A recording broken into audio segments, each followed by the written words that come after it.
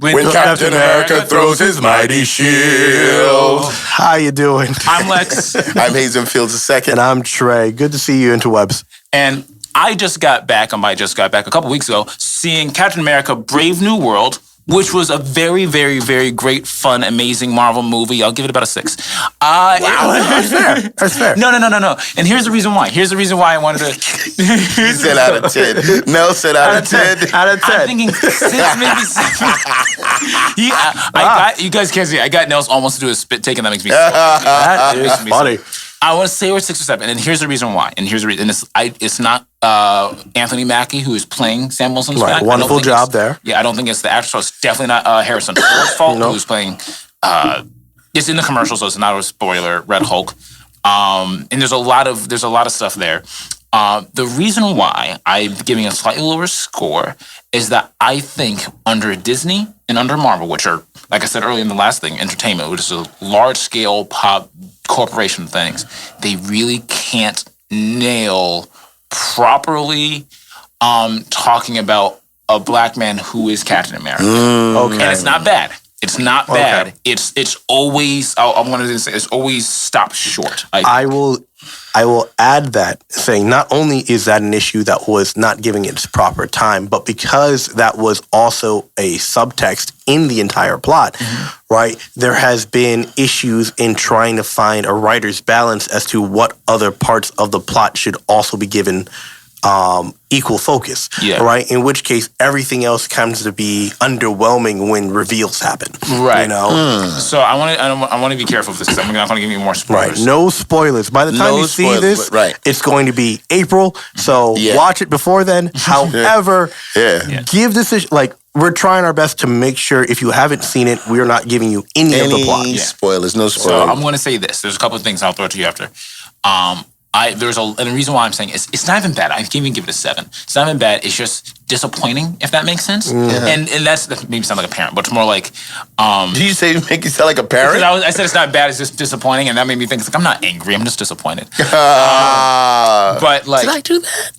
Yikes. Probably. You're good. But I was saying, the thing is, like, there are moments I very much enjoy. There are some specific scenes early on where I think they got very close, and there's some moments that actually, like, just legitimately touched me. And then I'm like, all right, where do they want to go? Where do they want to lean in? How are they going to go? And you can always tell they're like, leave it in a very even, open, slightly Disney-fied field and kind of keep it pushing. Right. And there are some scenes, and this is another thing with the antagonist, who is, again, these are the trailers, so I don't think this is spoilers, the trailers, who is playing the presidential figure. That I like. They do a lot of things there with, like, the idea of presidential figures and the responsibilities there. Right. But then they also wrap it up very nicely and very cleanly, very quickly, in a way that is underwhelming and not representative, I would say. There were a couple of questions that the movie was asking in the entire plot, right? It's like, who is Captain America and what does that mean, right? The second one, I guess, was also, it's like, what do you do with, if not just corrupt, or I guess it would be politicians that are now, like, what is that word? Working with power. Corrupt? Not just corrupt. I was going to say compromised. What do you do with politicians that are compromised? You know, and what do they do to get away with or maintain power? Can I put a suggestion out there, particularly for people in my generation who might not be familiar with the Captain America lore as it was done by Marvel Comics, not in the movie. Captain America, you guys are going to help me out. There are like it's a big umbrella because a big shield. Very good. We're under a big shield with Captain America. There's the original Captain America, Steve Rogers, right? Who in the World War II received the super serum when he was a smaller, scrawnier man with a wonderful character, and the super serum apparently takes that which is in you and makes it bigger. And so he became literally, figuratively larger, stronger, and his fortitude was better and great. And but also, very much mirroring what was happening in America, there were a bunch of African American superheroes that were being experimented on, where there was a black Captain America type. The first black Captain America. I don't know his name. Isaiah Bradley. I knew you guys would have it. Isaiah Bradley. Now, kind of expand on the Isaiah Bradley lore, how it connects. So, I would say this is, again, one of the strongest parts of the film. Was that in the film? That was in the film. Yikes. Okay. Well, no. I didn't see the film at this point in time, America. Not yikes. This is... So the way it would work is that this continues from the Disney Plus series Falcon and the Winter Soldier. Indeed, okay. And these are themes that there's stuff that I'm mentioning that are already in the commercials and trailers. So and already in the Winter Soldier. For Falcon and Winter Soldier. Anything that is referenced there is stuff that has already been advertised, context. Indeed, gotcha. Already mentioned, right? Isaiah Bradley. Isaiah Bradley is in that, and then for whatever else people can figure out. But I think, again, handled relatively well. There's a scene I now can't say that would be a spoiler that I think was very good, and I wanted to do more of that. But they touch on that. And it's a good portion of what we want to do and what the film wants to dance around. But again, it doesn't stick the landing for me. Okay, but lastly, I'm just trying to give everybody the full scope of why Captain America is a something that is a pivotal figure to some degree in American iconic, particularly iconic. So we have then we get to Sam Wilson, who already in the Falcon and Winter Soldier thing's already out there, has now become Captain America with a Falcon twist, with wings. So, or even maybe more of a greater eagle. Yes. So the question becomes, why do we have difficulty with the concept of a black Captain America? When I say we, but America itself, we kind of wince to some degree, or some aspects of America will wince at the concept of a black Captain America. Still in February talking right now, Black History Month.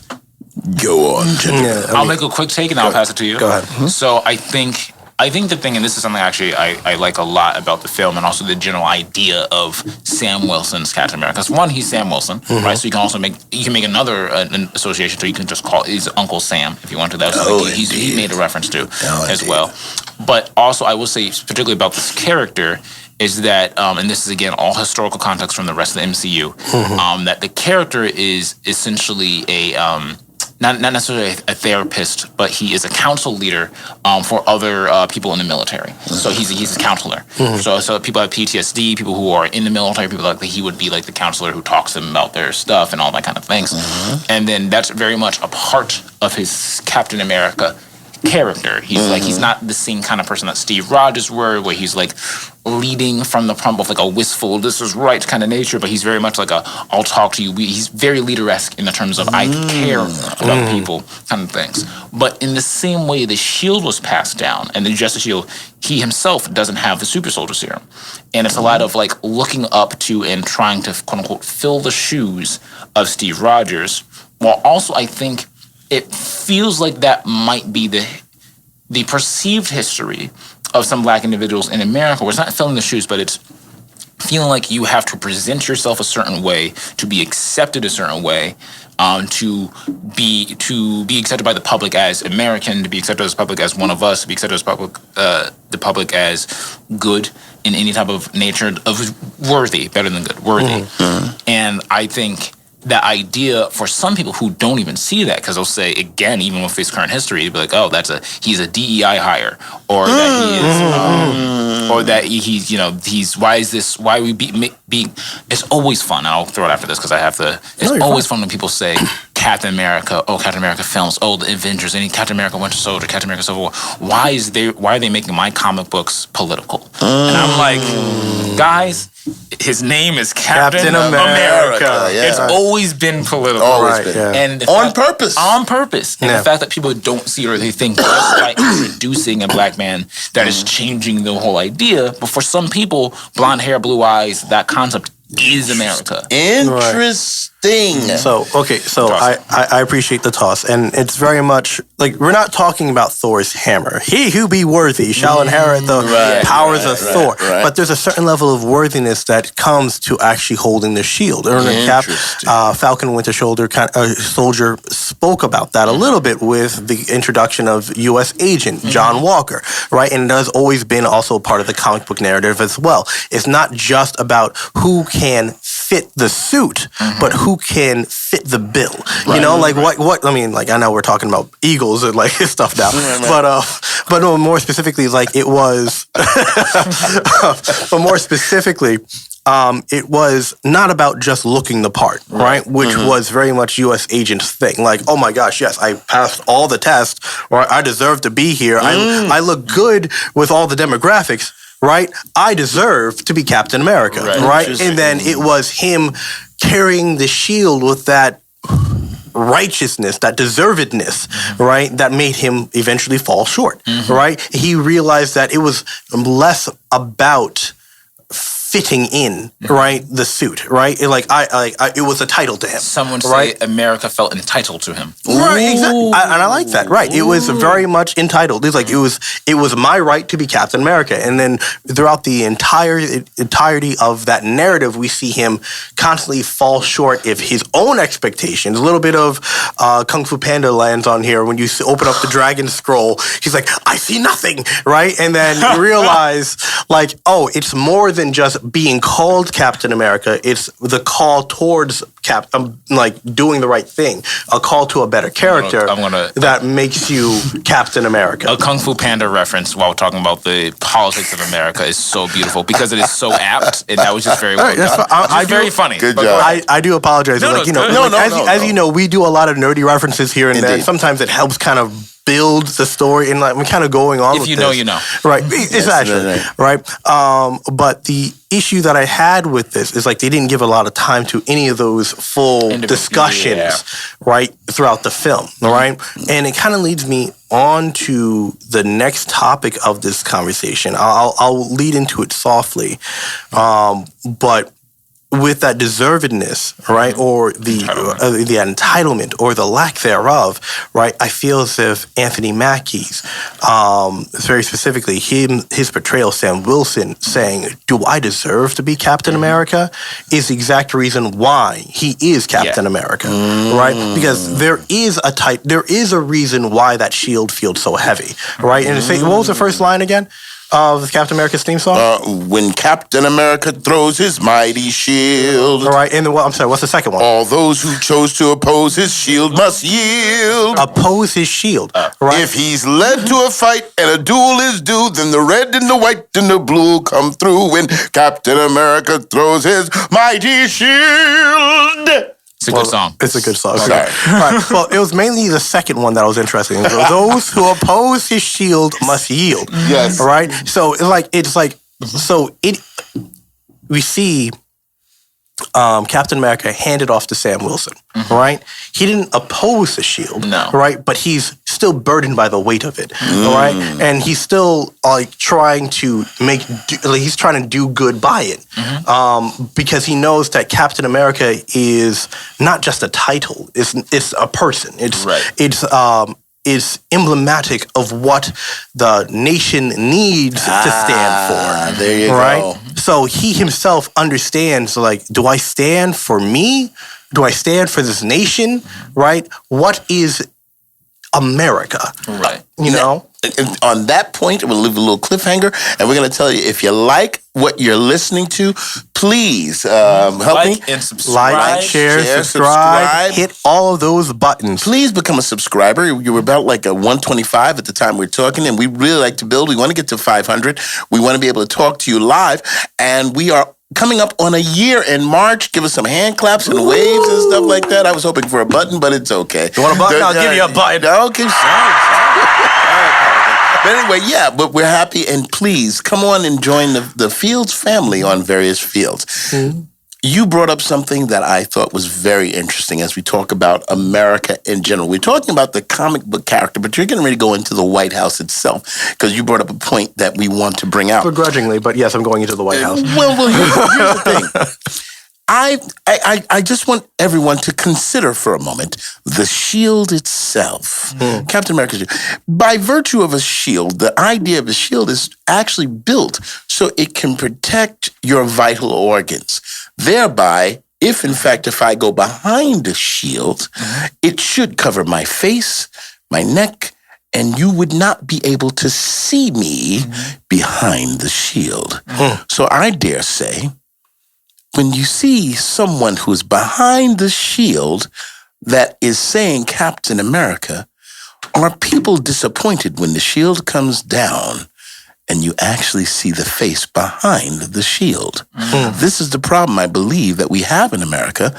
Not so much what the shield speaks, but those who speak behind the shield. I'll even add a little more to that, with the emblem itself being, because the suit always changes, right? But we always seem to see the same exact shield, circular, red, white, and blue star in the center, right? The question for anyone donning the star, all right, is, can I get behind this, all right? Does it defend me? That was good. All right? And and can I protect and uphold what it signifies? It's a defense. Right? It quite literally a defense. Can I be in defense of this? Yeah. You know, like those are all the questions that ought be asked as Captain America, right? For the first Captain America, it's probably not so much of a question of, do I do this, right? But what do I do with this? Because it was given to him. He was lucky enough to have been selected, right? Mind you, he was a 5 foot something, right? Altered by genes. May I add to that Go real ahead. quick? I think the first Captain America film was not less who she should be, but like, how do I become the person I'm supposed to be? Right. That's fair. Right.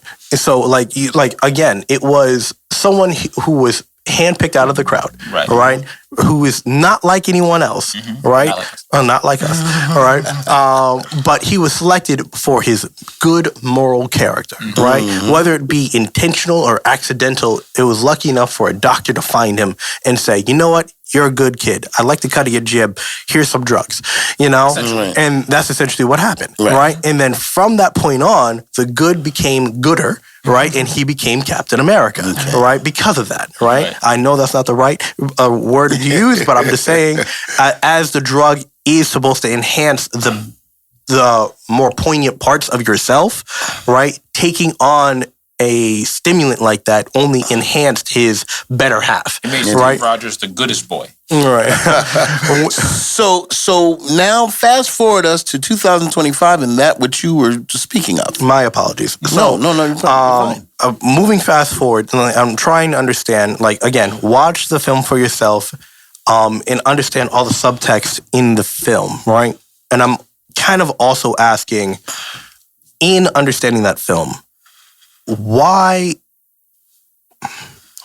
did we have President Trump? No, why did President Trump and those who are in his corner select, what was this gentleman's name again? Prince Estabrook, to speak of during Black History Month? All right. I am all credit to those who have served our nation. All credit to those who have, died for this country, right? Regardless of skin color, right? But for Black History Month, right, there is a plethora of people to speak upon, all right?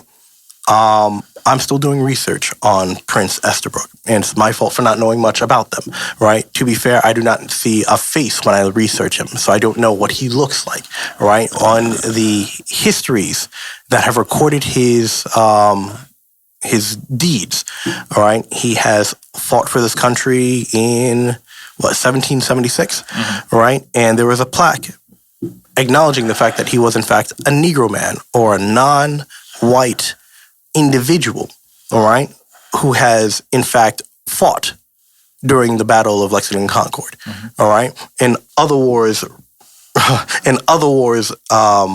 beyond that, right? But specifically, this was the one that was referenced during one of the speeches in the White House for the Black History Month celebration, right? And I want to know why him, all right? If it is about the selection of a man that made Captain America Captain America. If you are to fit the bill, to fit the shield, all right, then very much everything that America is about its selection and who is carrying it, all right? Why was it Prince Estabrook this time out of anyone else who's also had a myriad of compliments in Black history? Oh. All right? So, again, do the research yourself. I'm not trying to draw necessary conclusions to an answer that I have found, right? But there are reasons why Tiger Woods was there. There's a reason why, who did you say was there as well? Kodak Black was there. There's a reason why Prince Estabrook was selected out of anyone. And I'm trying to find out the why.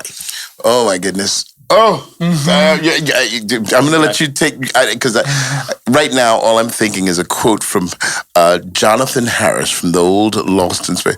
Oh, the pain, the pain. Go on, and I'll express my feelings in a moment as I try to get myself together here. Go. No, that's fair. That's fair. I want to go back to the references we were making to what the shield represents and then the differences, because I think the Captain America's shield being a shield, the flag being on a shield, is very representative of the shield, the flag. The states should be considered, if you're in charge of people, which Captain America as a character is. He's a leader of the Avengers, he's a leader.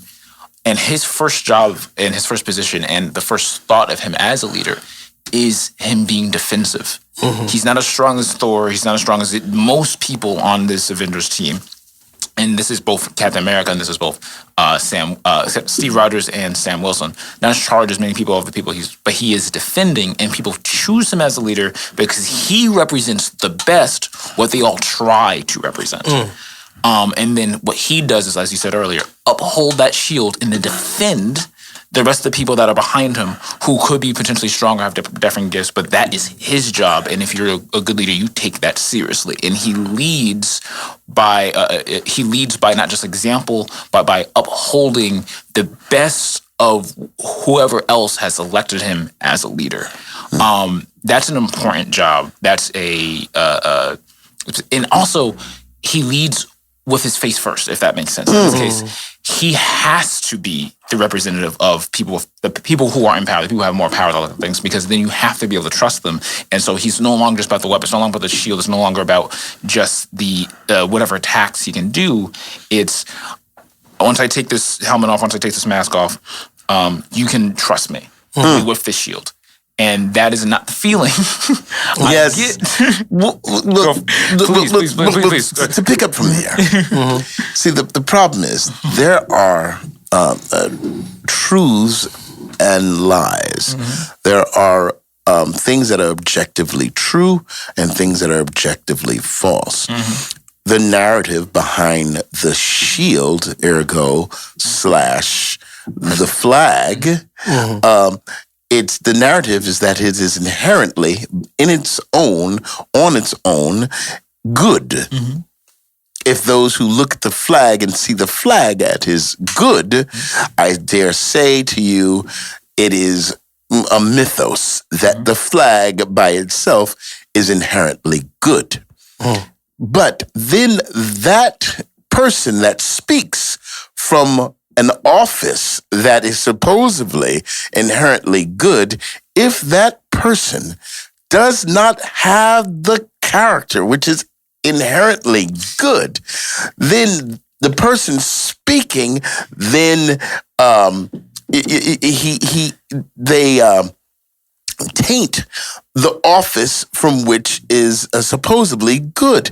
And then the audience to which he speaks, if in fact they are to represent that which is, in Black History Month, Black America, and they are waiting with glee, with joy to hear words from someone who is supposedly good, who is not, and then they are supposedly representing us, which they don't, then we're hearing just a cacophony, a collection of lies upon lies upon lies. So therefore, when you hear the person of which you speak spoken from that which is untruthful, then yes, I do suspect there's some chicanery afoot. Okay. So, chicanery even.